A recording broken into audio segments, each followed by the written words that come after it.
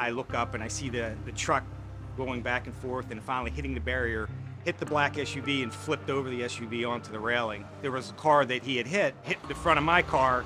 We pulled off to the side. He made sure I was okay. There was a ton of glass in my hair. And that's when we heard the yelling up at the truck. He got out and got down and then ran over to the railing and just started looking into the water. And so I ran over and looked down as well. First, I thought it was just items that fell out of the back of the truck. Then I noticed the little girl was floating on her back. My dad ran over. He's like, stay here. And I turned back around and looked down. She had flipped over onto her stomach. I took my shoes off, jumped out, hit the water. It was very shallow, about 3.5 feet. So my feet hit, then my knees, then my elbows. But I was fine. Swam over to the girl, picked her out of the water. Wasn't really breathing, so I put her against my shoulder and just started hitting her on the back. And within a couple seconds, you could hear her start to spit up water. I thought he was gonna die or get paralyzed because the way he jumped, and it's only 4 feet deep. I think the toughest part was like leaving her on the bridge, knowing what she had just been through. By the time I looked up, she was over looking down at me at the bridge and kind of relieved me, like, because she actually looked down and said, well, how are you gonna get back up?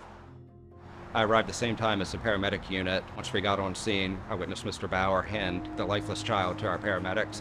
I went in the back of the ambulance with our paramedics and we began doing EMS work. Knew a second person had gone off. I said, do we have a second patient? He said, yeah, the person who jumped, he said, he's fine. He's a little shook up, but he's good, so go ahead. So I went up to talk to him and I said, how's everything? You fell off the bridge? No, I jumped.